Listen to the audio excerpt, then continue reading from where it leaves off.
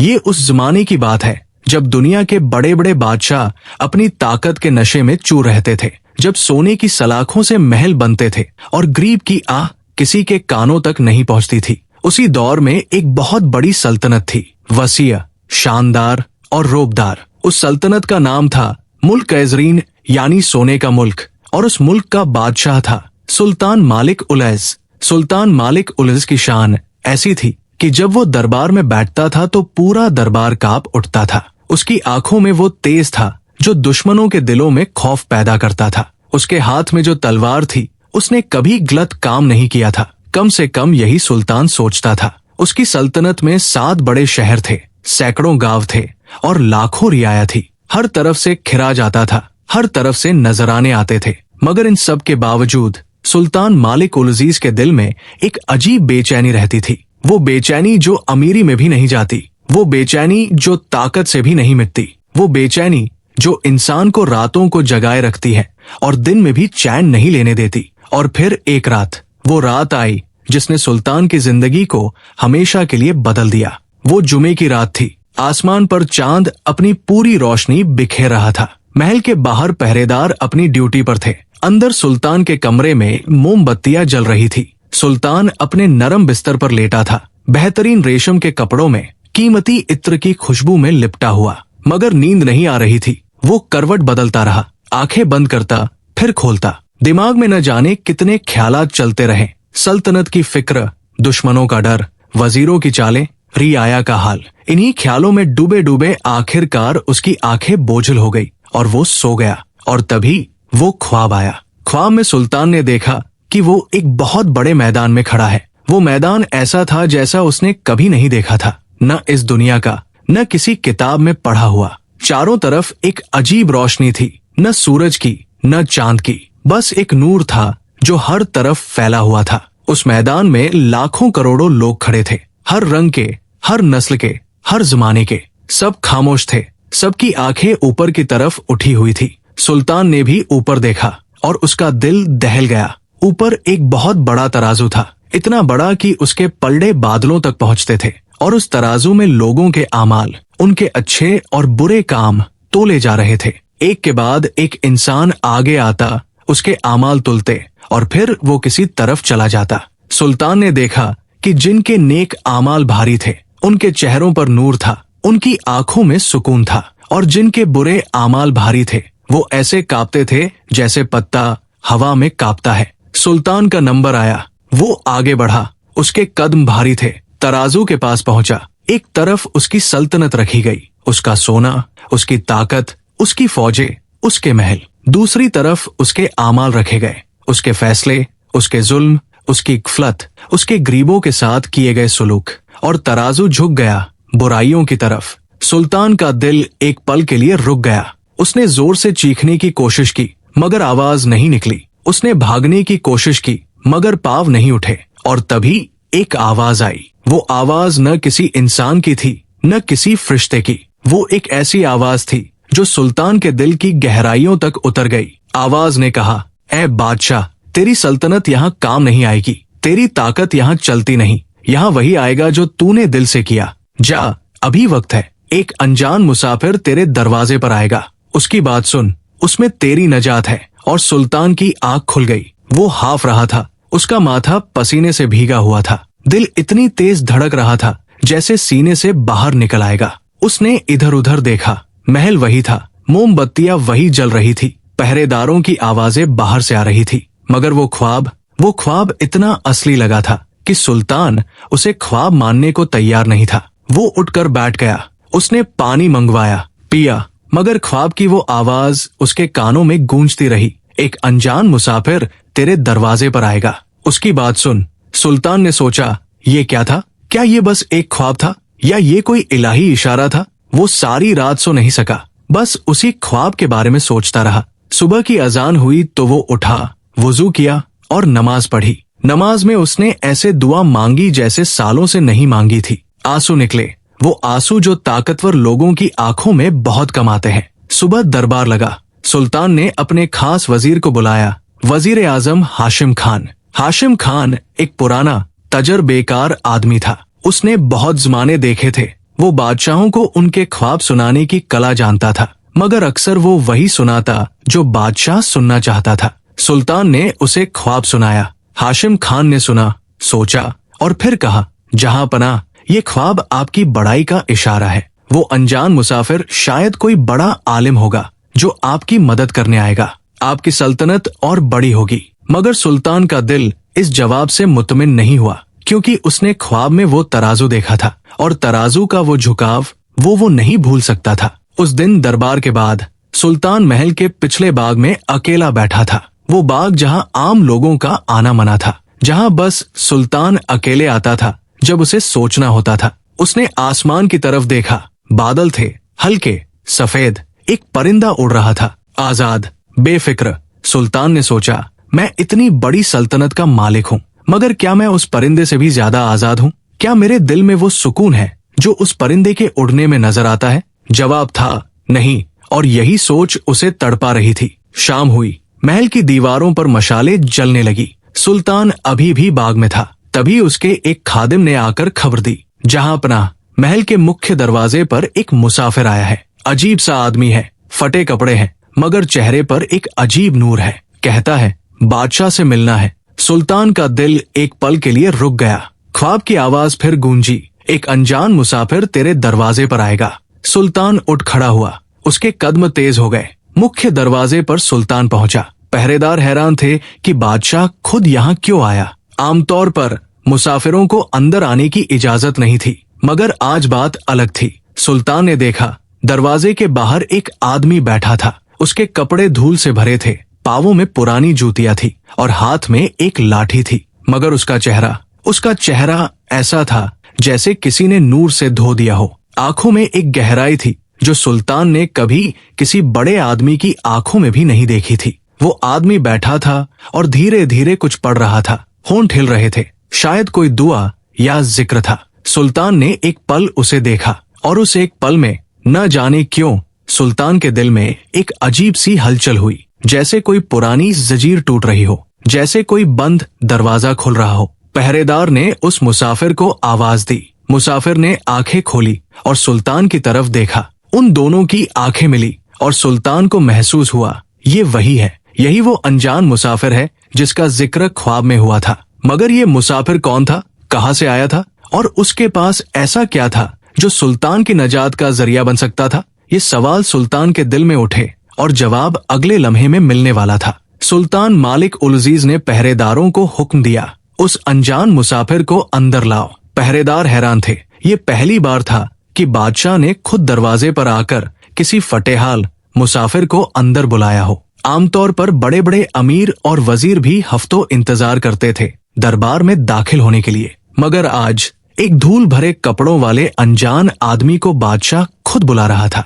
मुसाफिर उठा, उसने अपनी लाठी उठाई और कदम बढ़ाया। उसके चलने में कोई जल्दबाजी नहीं थी, कोई घबराहट नहीं थी, जैसे वो किसी बड़े दरबार में नहीं बल्कि अपने किसी पुराने दोस्त के घर जा रहा हो। उसका हर कदम मजबूत था, उसकी पीठ सीधी थी और उसकी आंखों में वही गहरा सुकून था जो सुल्तान ने पहली नजर में देखा था। सुल्तान आगे आगे चला, मुसाफिर पीछे पीछे। दरबार के हॉल तक पहुंचते पहुंचते खबर फैल गई, एक अनजान मुसाफिर को बादशाह खुद लेकर आ रहा है। वजीर, उमरा और दरबारी सब हैरान थे। हाशिम खान वजीर आजम की आंखों में शक था, ये आदमी कौन है और बादशाह इसे इतनी इज्जत क्यों दे रहा है? दरबार में सब बैठ गए। सुल्तान अपने तख्त पर बैठा। मुसाफिर को सामने बैठने की जगह दी गई। दरबारियों की नजरें उस पर टिकी थी, उसके फटे कपड़ों पर, उसकी धूल भरी जूतियों पर, उसकी सादी लाठी पर। मगर मुसाफिर ने किसी की तरफ ध्यान नहीं दिया। उसने बस एक बार पूरे दरबार पर नजर डाली और फिर सुल्तान की आंखों में देखा। सुल्तान ने पूछा, तुम कौन हो, कहाँ से आए हो और यहाँ क्यों आए हो? मुसाफिर ने एक लम्हे के लिए खामोश रहकर जवाब दिया, मैं एक मुसाफिर हूँ, दूर से आया हूँ और इसलिए आया हूँ क्योंकि मुझे भेजा गया है। दरबार में एक सरसराहट फैल गई। हाशिम खान ने तेज आवाज में कहा, किसने भेजा तुम्हें? किस मुल्क के नुमाइंदे हो? क्या पैगाम लाए हो? मुसाफिर ने हाशिम खान की तरफ देखा, एक नजर शांत, गहरी। फिर बोला, मैं किसी मुल्क का नुमाइंदा नहीं हूँ, मुझे उसने भेजा है जो सब मुल्कों का मालिक है। दरबार में सन्नाटा छा गया। सुल्तान का दिल एक अजीब कैफियत में था। ख्वाब की आवाज फिर गूंज रही थी उसके कानों में। उसने मुसाफिर से कहा, बात करो, जो कहना है कहो, मैं सुन रहा हूँ। मुसाफिर ने एक लंबी सांस ली और फिर उसने बात शुरू की। उसने कहा, ए बादशाह, मैं तुमसे एक सवाल पूछना चाहता हूँ, अगर इजाजत हो। सुल्तान ने हाँ में सर हिलाया। मुसाफिर ने कहा, बताओ, जब तुम इस दुनिया से जाओगे, जो एक दिन जरूर जाना है, तो अपने साथ क्या लेकर जाओगे? दरबार में फिर सरसराहट हुई। कुछ दरबारी मुस्कुराए, जैसे ये सवाल बेवकूफी का था। हाशिम खान ने जवाब देने के लिए मुंह खोला, मगर सुल्तान ने हाथ उठाकर उसे रोक दिया। सुल्तान ने खुद सोचा। उसने सोचा, मेरी सल्तनत, मेरा सोना, मेरी फौजें, मेरे महल। मगर जब मुंह खोला तो शब्द नहीं निकले, क्योंकि उसे ख्वाब याद आ गया, वो तराजू याद आ गया और वो झुकाव बुराइयों की तरफ। मुसाफिर ने देखा कि सुल्तान खामोश है और उस खामोशी में उसने पढ़ लिया जो सुल्तान के दिल में था। मुसाफिर ने धीरे से कहा, ए बादशाह, तुमने ख्वाब में जो देखा वो सच था।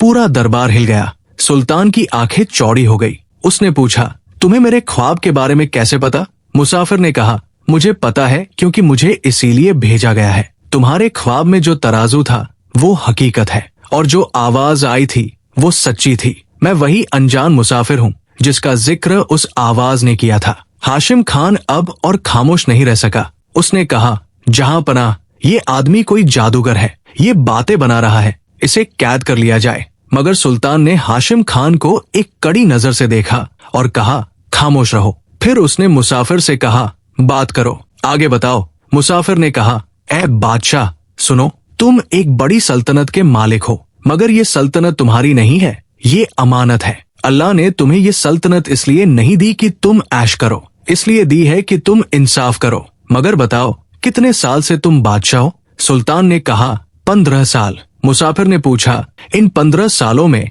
कितने गरीबों की फरियाद तुम तक पहुंची? कितने बेइंसाफी के मामले तुम्हारे दरबार में आए और बिना फैसले के वापस हो गए? कितने बेवा औरतों के आंसू इन महल की दीवारों के बाहर सूख गए, अंदर आने की इजाजत नहीं मिली? सुल्तान के चेहरे पर रंग बदला। मुसाफिर ने और कहा, तुम्हारे दरबार में वो लोग बैठते हैं जो तुम्हें खुश करने के लिए गलत को सही बताते हैं, जो गरीब की फरियाद को दरवाजे पर ही रोक देते हैं, जो अपनी जेबें भरने के लिए रियाया का खून पीते हैं। और तुम जानते हो ये सब, मगर देखकर भी अनदेखा करते हो, क्योंकि तुम्हें अपनी राहत ज्यादा प्यारी है बजाय इंसाफ के। ये बात इतनी सीधी, इतनी तेज थी कि पूरे दरबार में सांस रुक गई। हाशिम खान का चेहरा सफेद पड़ गया। कई दरबारी अपनी जगह हिल गए और सुल्तान की आंखों में आंसू आ गए। ये पहली बार इन 15 सालों में कि किसी ने सुल्तान के सामने सच बोला था, बिना डर के, बिना लागल पेट के। सुल्तान को याद आया, 3 साल पहले एक बूढ़ा किसान आया था। उसकी जमीन किसी जमींदार ने हड़प ली थी। वो फरियाद लेकर दरबार में आया था, मगर हाशिम खान ने उसे अंदर आने नहीं दिया। सुल्तान को खबर तक नहीं हुई। याद आया, 2 साल पहले एक विधवा औरत का बेटा बेकसूर कैद हुआ था। वो रोज महल के दरवाजे पर आती थी, रोती थी, दुआएं मांगती थी, मगर किसी ने उसकी नहीं सुनी। याद आया, पिछले साल एक पूरे गांव पर इतना ज्यादा खिराज लगाया गया था कि लोग भूखे सोते थे, मगर दरबार में ये खबर कभी सही तरीके से नहीं आई। और इन सब के बावजूद सुल्तान ने सोचा था कि वो एक अच्छा बादशाह है। आज उस अनजान मुसाफिर ने वो आईना दिखाया जिसमें सुल्तान ने अपना असली चेहरा देखा। सुल्तान ने गहरी सांस ली और कहा, तुम सच कहते हो। ये 3 शब्द इतने छोटे मगर इतने भारी, पूरे दरबार में जैसे भूचाल आ गया। हाशिम खान ने उठकर कहा, जहां पनाह, ये मुसाफिर आपको बहका रहा है, ये दुश्मनों का जासूस हो सकता है, इसकी बातों में आना ठीक नहीं। मुसाफिर ने हाशिम खान की तरफ देखा और उसने कहा, ए वजीर, तुमसे भी एक बात पूछनी है। वो 3 गांव जो तुमने अपने नाम करवाए, वो बादशाह की रियाया के थे। वो 500 अशरफिया जो पिछले महीने खजाने से गायब हुई, उनका हिसाब तुम्हारे पास है। और वो काजी जो तुम्हारे हुक्म पर गलत फैसले करता है, क्या तुम समझते हो ये सब छुपा रहेगा? हाशिम खान का चेहरा एकदम पत्थर हो गया। उसकी आंखों में खौफ था। वो कुछ कहना चाहता था मगर शब्द नहीं निकले। सुल्तान ने हाशिम खान की तरफ देखा और इस बार उसकी आंखों में सवाल था। दरबार में वो रात बहुत देर तक चली। मुसाफिर ने बात के बाद बात कही। हर बात एक नया दरवाजा खोल रही थी, एक ऐसे कमरे का दरवाजा जहां सालों से अंधेरा था। उसने बताया कि बादशाह का असली काम क्या है, उसने बताया कि इंसाफ क्या होता है। उसने बताया कि अल्लाह के सामने बादशाह और फकीर में कोई फर्क नहीं, वहां बस आमाल देखे जाते हैं। और उसने एक ऐसी बात कही जो सुल्तान के दिल में उतर गई। उसने कहा, ए बादशाह, एक रात की नींद जो इंसाफ के साथ आए वो उस बादशाह की 1000 रातों से बेहतर है जो जुल्म पर बैठा हो। सुल्तान की आंखें भर आई। उसने पूछा, तो मैं क्या करूं, कैसे शुरू करूं? मुसाफिर ने कहा, पहला कदम सबसे छोटा होता है मगर सबसे जरूरी भी। कल सुबह अपने दरबार का दरवाजा उस गरीब के लिए खोलो जिसे तुमने कभी नहीं देखा। उसकी फरियाद सुनो और इंसाफ करो। बस यही से शुरू होता है रास्ता। सुल्तान ने सर झुका लिया और उस रात पहली बार बहुत सालों बाद उसने सच्चे दिल से तौबा की। मगर ये सफर इतना आसान नहीं था, क्योंकि हाशिम खान और उसके साथी चुप नहीं बैठने वाले थे। वो मुसाफिर जिसने उनके राज खोल दिए थे, उसे हटाना उनके लिए जरूरी था। और जो खतरा अब उस मुसाफिर पर मंडरा रहा था वो सुल्तान को अभी नहीं पता था। रात गहरी हो गई थी, दरबार खत्म हुआ था। सुल्तान अपने कमरे में चला गया था। उसके दिल में एक नई रोशनी थी, एक नई बेचैनी थी। वो बेचैनी जो बदलाव से पहले आती है, जो इंसान को अंदर से तोड़ती है ताकि बेहतर इंसान बनाकर जोड़ सके। मुसाफिर को महल के एक मेहमान कमरे में ठहराया गया था। एक सादा कमरा, न कीमती कपड़े न सोने के बर्तन, मगर मुसाफिर को इसकी कोई परवाह नहीं थी। उसने कमरे में दाखिल होते ही वुजू किया, नमाज पढ़ी और फिर उसी सादगी से लेट गया जैसे वो किसी खुले मैदान में सोता हो। मगर महल के दूसरे हिस्से में हाशिम खान के कमरे में रात भर चिराग जलते रहे। हाशिम खान अकेला नहीं था, उसके साथ थे सरदार कुतुब जो फौज का एक बड़ा अफसर था, और हाशिम खान का पुराना साथी था मुंशी रहीमदाद जो दरबारी हिसाब किताब का आदमी था और जिसकी उंगलियां सालों से खजाने में से चुराती आई थी। और था काजी फारूक जो बाहर से दीनदार दिखता था मगर अंदर से वो शख्स था जिसने पैसों के लिए कितने ही बेकसूरों को सजाएं सुनाई थी। ये चारों बैठे थे और उनके चेहरों पर डर और गुस्सा दोनों एक साथ थे। हाशिम खान ने दांत पीसते हुए कहा, ये मुसाफिर अगर एक और दिन यहाँ रहा तो हम सब बर्बाद हो जाएंगे। उसे जो कुछ पता है वो किसी को नहीं पता होना चाहिए था, मगर उसे सब कुछ पता है। बादशाह उस पर भरोसा करने लगा है। अगर बादशाह ने तहकीकात शुरू की तो हम में से कोई नहीं बचेगा।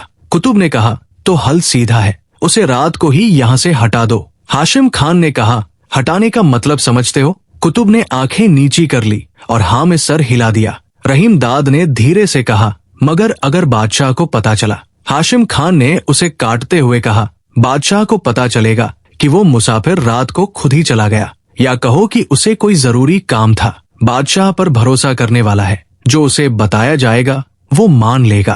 काजी फारूक ने कहा, और अगर मुसाफिर ने पहले ही किसी को कुछ लिख दिया हो? हाशिम खान ने कहा, उसके पास लिखने के लिए कलम तक नहीं था। वो एक फकीर है, अकेला, बेसहारा, कोई उसे ढूंढने नहीं आएगा। और ये तय हो गया। रात के तीसरे पहर, जब महल में सब सो चुके थे, जब पहरेदार भी नींद की झपकियां ले रहे थे, हाशिम खान के दो खास आदमी उस मेहमान कमरे की तरफ बढ़े। वो दोनों महल के पुराने नौकर थे जो हाशिम खान के हुक्म पर कुछ भी करने के लिए तैयार रहते थे। उन्होंने दरवाजा धीरे से खोला। कमरा खाली था, मुसाफिर वहां नहीं था। वो चौंक गए, इधर उधर देखा। बिस्तर पर कोई निशान नहीं था, जैसे वहां कोई सोया ही नहीं था। बस एक कोने में एक छोटी सी तस्बीह पड़ी थी और उसके बाजू में एक पत्ता था जिस पर कुछ लिखा था। उन दोनों में से एक पढ़ा लिखा था। उसने पत्ता उठाया और पढ़ा। पत्ते पर लिखा था, जो जुल्म करता है उसे वक्त की जरूरत नहीं, अल्लाह का हिसाब हमेशा होता है। दोनों की रूह कांप गई। वो भागे हाशिम खान के पास और खबर दी, मुसाफिर गायब है। सुबह हुई, सुल्तान उठा, नमाज पढ़ी और अपने मन में तय किया कि आज से सब बदलेगा। उसने हुक्म दिया, मुसाफिर को मेरे पास लाओ, मुझे उससे बहुत बातें करनी है। खादिम गया, कुछ देर बाद वापस आया खाली हाथ। उसने बताया, जहां पनाह, मेहमान कमरे में कोई नहीं है। मुसाफिर रात को ही चला गया। सुल्तान का दिल डूब गया। उसने तुरंत हुक्म दिया, पहरेदारों से पूछो दरवाजे पर किसने उसे जाने दिया। जांच हुई। पहरेदारों ने कहा, रात को किसी को नहीं देखा, दरवाजा बंद था, न कोई अंदर आया न कोई बाहर गया। ये और भी हैरान करने वाली बात थी। हाशिम खान आगे आया और मुस्कुराते हुए बोला, जहां पनाह, लगता है वो वाकई एक अजीब आदमी था। शायद उसे जहां जाना था वहां चला गया। आप उसकी बातों को ज्यादा तवज्जो मत दीजिए। वो एक भटका हुआ फकीर था सुल्तान ने हाशिम खान की तरफ देखा और पहली बार सुल्तान की आंखों में हाशिम खान के लिए शक था, एक गहरा जरूरी शक।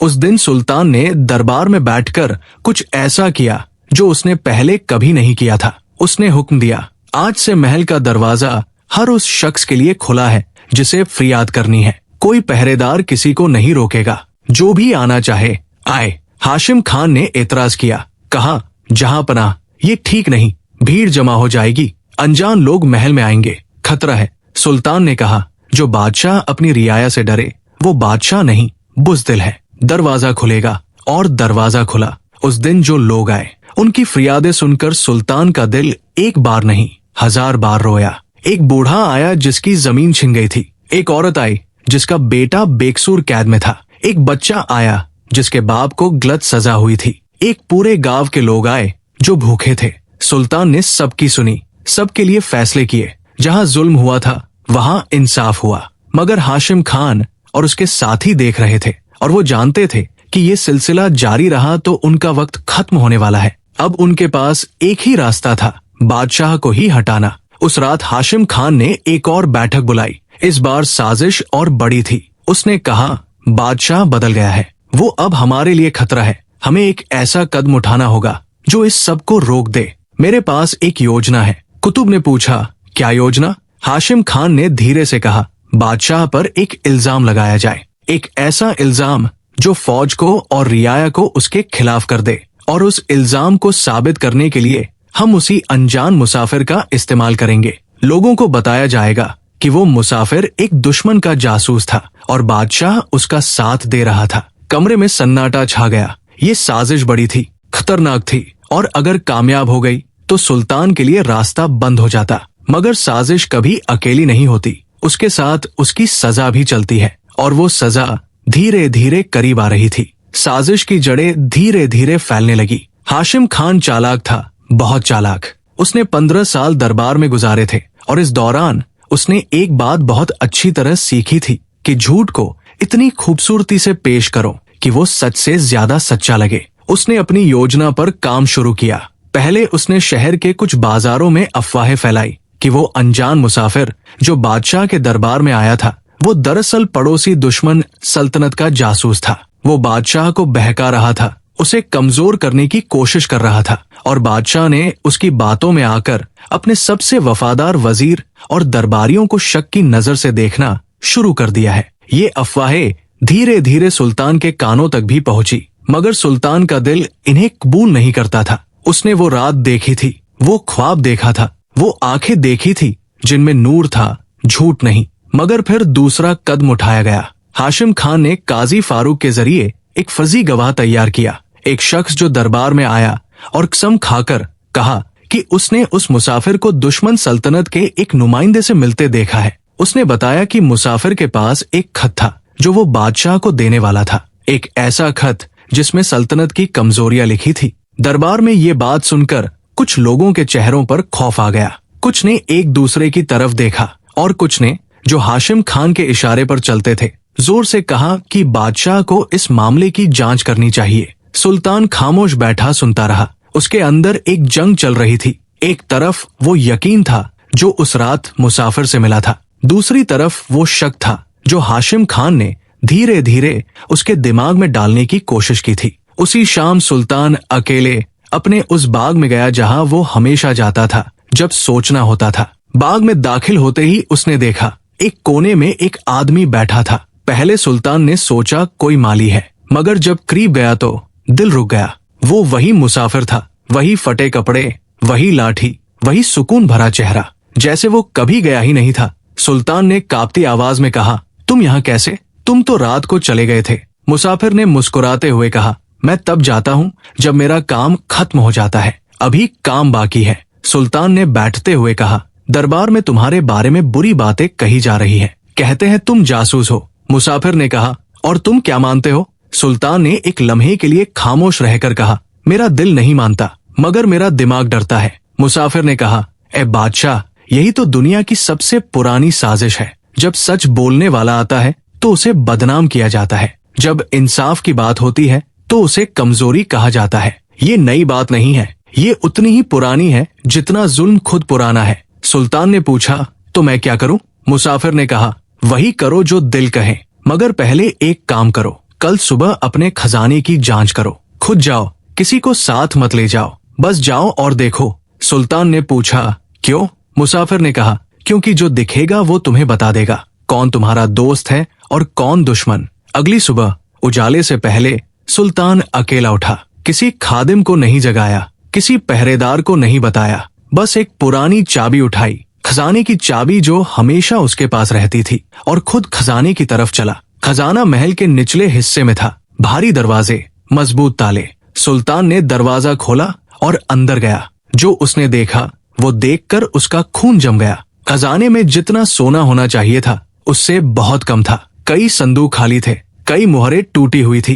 हिसाब किताब की किताब उठाई, उसमें दर्ज था कि महीने में इतना आया, इतना गया, मगर जो गया उसका बड़ा हिस्सा किसी काम में नहीं लगा था, बस गायब था। सुल्तान ने तारीखें देखी, वो सब तारीखें जब खजाने से रकम निकाली गई थी, उन सब पर एक ही मुहर थी, हाशिम खान की मुहर। सुल्तान की आंखों के सामने अंधेरा आ गया। 15 साल से जिस आदमी पर वो सबसे ज्यादा भरोसा करता था, वो आदमी इतने सालों से उसे लूटता रहा था। सुल्तान वापस आया, कमरे में बंद हो गया। उसे याद आया जब वो पहली बार बादशाह बना था, हाशिम खान उसके बाप के जमाने से दरबार में था। उसने सुल्तान को हर चीज में मदद की थी, हर मुश्किल में साथ खड़ा रहा था। सुल्तान ने उसे बाप की जगह दी थी, उस पर आंख मूंद कर भरोसा किया था, और उसी भरोसे की आड़ में इतने सालों तक ये सब होता रहा था। सुल्तान के आंसू निकले, वो आंसू जो धोखे की तकलीफ में निकलते हैं, वो दुनिया के सबसे कड़वे आंसू होते हैं।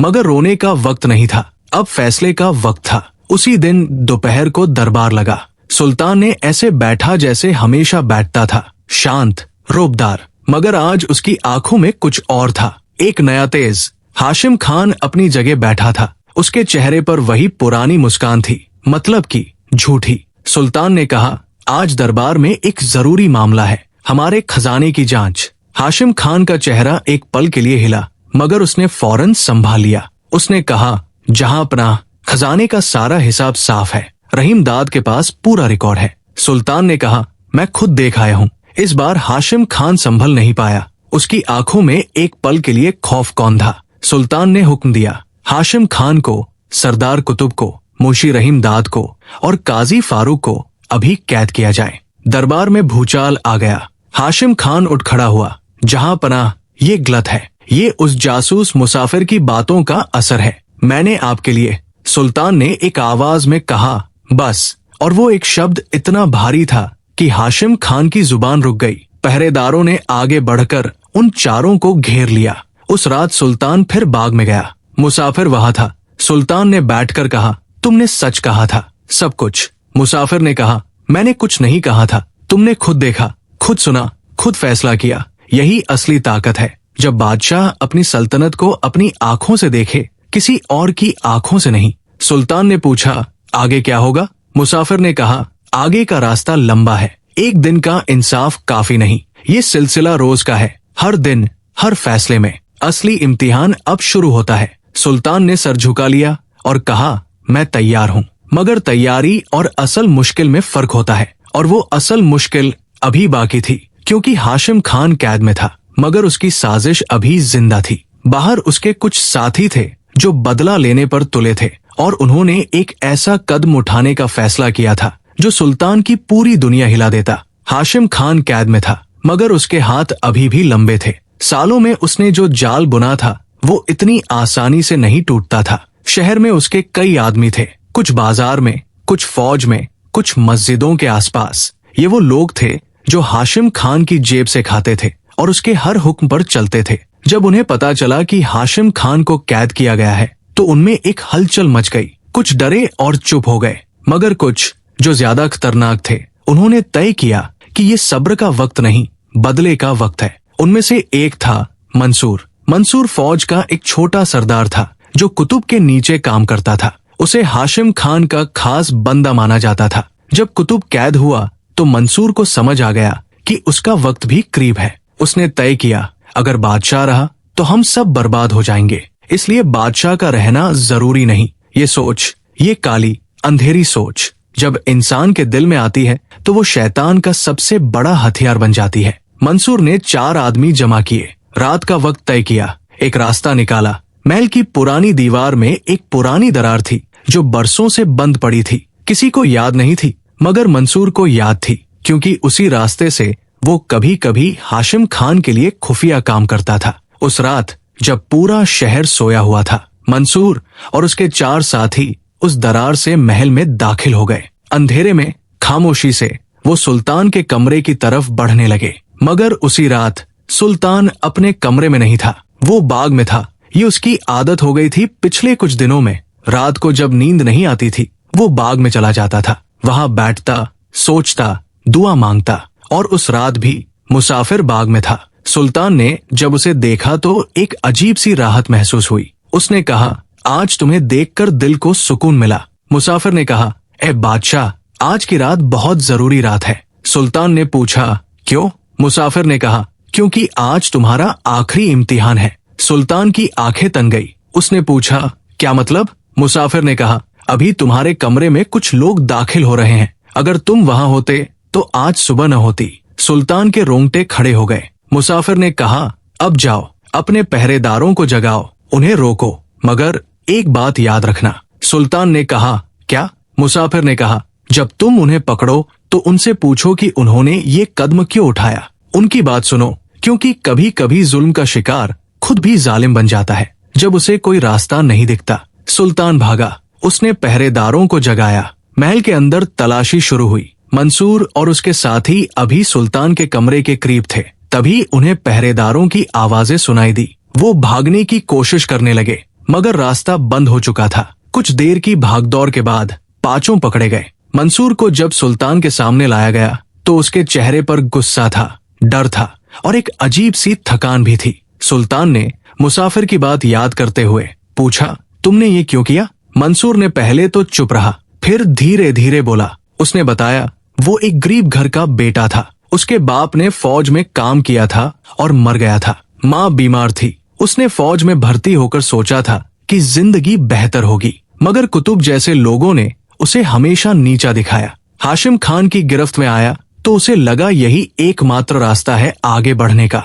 उसने कहा, मैंने कभी बुरा नहीं चाहा था, मगर जब हर दरवाजा बंद हो जाता है तो इंसान गलत रास्ते की तरफ मुड़ जाता है। सुल्तान खामोश हो गया। उसे मुसाफिर की बात याद आई। कभी कभी जुल्म का शिकार खुद भी जालिम बन जाता है। दरबारियों ने उम्मीद की थी कि सुल्तान मंसूर और उसके साथियों को फांसी का हुक्म देगा, मगर सुल्तान ने कुछ और किया। उसने कहा, इन लोगों को कैद में रखा जाए, मगर फांसी नहीं। इनके मामलों की जांच होगी इंसाफ से, और जहां जहां इन पर जुल्म हुआ है वहां भी हिसाब होगा। ये सुनकर पूरा दरबार हैरान था। एक बुजुर्ग दरबारी ने, जो बरसों से चुप था, आगे आकर कहा, जहांपनाह, ये फैसला उस बादशाह का है जिसका इंतजार इस सल्तनत को बरसों से था। उस रात सुल्तान फिर बाग में गया। मुसाफिर वहां था, मगर इस बार उसके चेहरे पर एक अलग भाव था, जैसे किसी का काम पूरा हो गया हो, जैसे कोई लंबा सफर खत्म हो रहा हो। सुल्तान ने कहा, तुम जा रहे हो? मुसाफिर ने कहा, मेरा काम यहाँ पूरा हो गया। सुल्तान ने कहा, रुको, मुझे अभी भी तुम्हारी जरूरत है। मुझे नहीं पता इस सल्तनत को कैसे चलाऊं। मुझे नहीं पता सही रास्ता कौन सा है। मुसाफिर ने मुस्कुराकर कहा, ए बादशाह, रास्ता तुम जानते हो। तुम पहले से जानते थे, बस डरते थे। आज तुमने डर को हराया, यही काफी है। सुल्तान ने कहा, मगर तुम कौन हो? सच में तुम कहाँ से आए? तुम्हें इतना सब कैसे पता था? मुसाफिर ने एक लम्हे के लिए सुल्तान की आंखों में देखा और फिर धीरे से बोला, मैं वो हूँ जो हर उस इंसान के पास आता है जिसके दिल में सच्चाई की चाहत होती है, जो सच में बदलना चाहता है, जो खुद से लड़ने की हिम्मत रखता है। मैं कोई एक शख्स नहीं हूँ, मैं अल्लाह की रहमत का एक जरिया हूँ। जब बंदा सच्चे दिल से मांगता है तो रास्ता मिल जाता है। सुल्तान की आंखों में आंसू आ गए। उसने कहा, तो तुम वापस आओगे? मुसाफिर ने कहा, जब भी तुम्हें जरूरत होगी दिल से मांगो, रास्ता मिलेगा। शायद किसी और शक्ल में, किसी और आवाज में, मगर मिलेगा जरूर, क्योंकि अल्लाह अपने बंदे को कभी अकेला नहीं छोड़ता जब बंदा उसकी तरफ मुड़ जाए। और इतना कहकर मुसाफिर उठा। उसने अपनी लाठी उठाई और बाग के उस सिरे की तरफ चला जहां पेड़ों का झुरमुट था। सुल्तान ने आवाज दी, रुको, मगर जब वो उठा और उस तरफ गया, वहां कोई नहीं था। बस एक पुरानी तस्बीह थी, उसी जगह जहाँ पहले मुसाफिर बैठा था। सुल्तान वहीं बैठ गया। उसने तस्बीह उठाई, उसे सीने से लगाया और पहली बार पूरे 15 सालों में उसने ऐसी नमाज पढ़ी जिसमें हर लफ्ज दिल से निकला, हर सजदे में आंसू थे, हर दुआ में सच्चाई थी। वो रात, वो उसकी जिंदगी की सबसे लंबी रात थी, मगर उस रात के बाद की सुबह वो उसकी जिंदगी की सबसे खूबसूरत सुबह थी। एपिलॉग। बाद के दिन सुल्तान मालिक उल रिज़ की जिंदगी उस रात के बाद बदल गई, मगर ये बदलाव एक दिन का नहीं था, ये रोज का था। उसने सबसे पहले हाशिम खान और उसके साथियों का इंसाफ से मुकदमा चलाया। जो रकम खजाने से चुराई गई थी वो वापस की गई, जो लोग बेकसूर कैद थे उन्हें रिहा किया गया, जो जमीनें छिन गई थी वो वापस की गई। उसने एक नया दफ्तर बनाया, दारुल फरियाद, यानी फरियादियों का घर। यहाँ कोई भी किसी भी वक्त आ सकता था।